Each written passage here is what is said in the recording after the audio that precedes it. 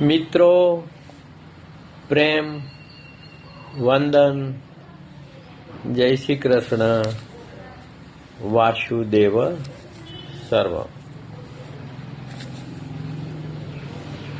આપણે સામાન્ય રીતે આત્મા તરફના પ્રયાણની વાતો કરતા હોઈએ છીએ. આપણી અંદર પરમાત્મા જ જીવાત્માના સ્વરૂપમાં અથવા તો આત્માના સ્વરૂપમાં શાશ્વત વિરાજમાન છે.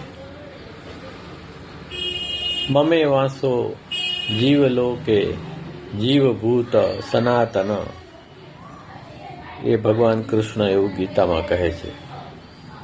અહમ આત્મા ગુડાકેશ સર્વભૂતાશય સ્થિત, અહમ આદિશ્ચ મધ્યમ ચ ભૂતાનામંત એવ ચ. ઈશ્વર સર્વભૂતાનામ હૃદય અર્જુન તિષ્ઠતિ. તો ભગવાન વારંવાર ગીતામાં, આપણા મૂળ ગ્રંથોમાં એવું કહે છે કે હું આ જીવાત્મામાં વિરાજમાન છું. આપણી દોડ સમયમાં રહેતા હોવાથી હંમેશા ભીતરને બદલે ઈધર ને ઉધર તરફ રહે છે.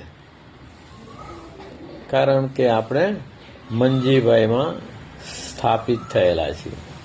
મંજીભાઈને હંમેશા કાં તો માળવે જવું છે, કાં તો તાળવે ચોંટી જવું છે. અને આત્મારામ જો એક મૌન શાંત ચિદાનંદ રૂપે આપણા હૃદયમાં બિરાજમાન છે, એના તરફ આપણું જરા પર ધ્યાન જતું નથી. તો આ આધ્યાત્મિક નિંદર છે.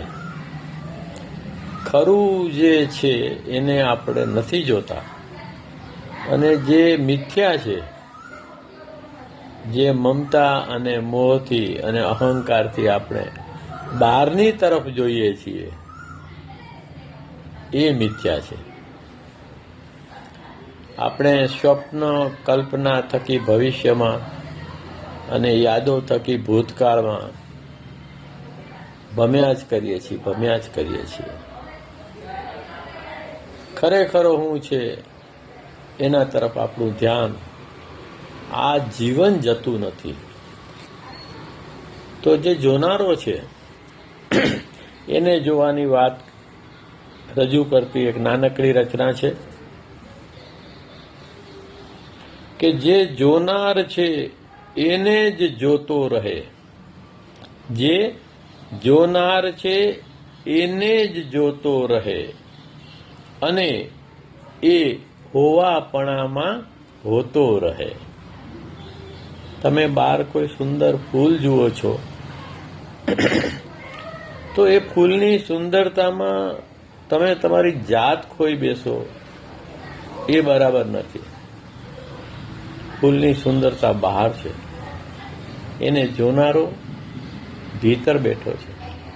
તો જ્યારે તમારું અવધાન એ ફૂલ તરફ હોય પરંતુ ભીતરથી ન છૂટ્યું હોય, જેને બાય ડાયરેક્શનલ એટેન્શન અથવા દ્વિમુખી અવધાન કહેવાય, એવા અવધાનથી તમે જોતા હો એટલે તમે ખોવાઈ ન જાઓ, તમે એને માણી શકો. તો એ હોવાપણું છે એને પણ જોતા રહેવાનું છે, અને જોવાપણું છે એને પણ જોતા રહેવાનું છે. આ આત્મસ્મરણની અવસ્થા છે. તો જે જોનાર છે એને જોતો રહે, અને એ હોવાપણામાં હોતો રહે, તો તું ખરો. આ ભૂત ને ભાવિ મહાકાળ છે. આ ભૂત ને ભાવિ મહાકાળ છે. આપણે વર્તમાન કાળમાં પણ ન રહેવા દઈએ એવા મહાકાળ છે ભૂત ને ભાવિ, જેમાં સામાન્ય રીતે આપણે એમાં જ રહેતા હોઈએ છીએ. આજના આ કાળમાં ના ખોતો રહે. આજને આ કાળમાં ના ખોતો રહે. તો તારી આજ છે, આજે અત્યારે અહીંયા અવઘડી છે, એને ભૂતને ભાવિના વિચારો, સ્વપ્ન, કલ્પનામાં ખોઈ નાખવું એ જ મિથ્યા જીવવું છે. પરંતુ આ રીતના કરવું ઘણું અઘરું છે. એ આપણે ઘણી વખત છેલ્લા વાતો કરી છે કે એના માટે તમારે અદકા યત્ન કરવા પડે, આઘાતો સહન કરવા પડે, વેદનાનું રૂપાંતરણ કરવું પડે અને અનાવશ્યક ગપશપ બંધ કરવી પડે. અને હું એક છું એ બ્રહ્મ છે, હું એક છું એવું જે આપણે માનીએ છીએ એ આપણે નામરૂપથી એક છીએ એમ માનીએ છીએ, પણ ખરેખર એક આત્મા સ્વરૂપે છે એવું આપણે માની શકતા નથી. તો જે જોનાર છે એને જોતો રહે અને એ હોવાપણામાં હોતો રહે. રહે નિર્મમ ખડખડ વર્તમાને. વર્તમાન તો નિર્મળ જ છે કે રહે નિર્મળ ખડખડ વર્તમાને. બધું જ થાય છે માત્ર જોતો જ રહે. બધું જ થાય છે માત્ર જોતો રહે. તો ગીતામાં ભગવાન કહે છે કે ગુણો ગુણોમાં વર્તે છે. તો પ્રકૃતિના ગુણો જ બધું કરતા હરતા તરીકે કરે છે. આપણે તો માત્ર જોનાર અને હોનાર છીએ. એ સમજી લેવું ખૂબ જ આવશ્યક છે કે રહે નિર્મળ ખડખડ વર્તમાને. બધું જ થાય છે માત્ર જોતો રહે.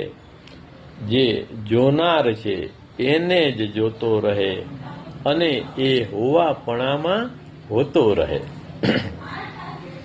એ જ વાત આગળની લાઈનમાં મૂકી કે કરે કારવે પ્રભુ પ્રકૃતિ ગુણો. કરે કારવે પ્રભુ પ્રકૃતિ ગુણો. તું નિર્મમ નિર્લેપ જોતો રહે. તું નિર્મમ નિર્લેપ જોતો રહે. જે જોનાર છે એને જોતો રહે અને હોવાપણામાં હોતો રહે. છેલ્લે કે આ હું કરું છું, આ હું કરું એ જ અજ્ઞાનતા. આ હું કરું એ જ અજ્ઞાનતા. આ અહંકારને તું ખોતો રહે. હું કરું એ જ અજ્ઞાનતા. આ અહંકારને તું ખોતો રહે. જે જોનાર છે એને જ જોતો રહે અને એ હોવાપણામાં હોતો રહે. પ્રેમ વંદન. જય શ્રી કૃષ્ણ. વાસુદેવ સર્વમ. કૃષ્ણાત પરમ કિમપી તત્વમહમ ન જાને. વસુદેવ સુતમ દેવમ કંસ ચાણૂર્ણ મર્દનમ દેવકી પરમાનંદમ કૃષ્ણમ વંદે જગદગુરુ. મિત્રો, વિડીયો ગમે તો શેર કરવા, લાઈક કરવા નમ્ર વિનંતી.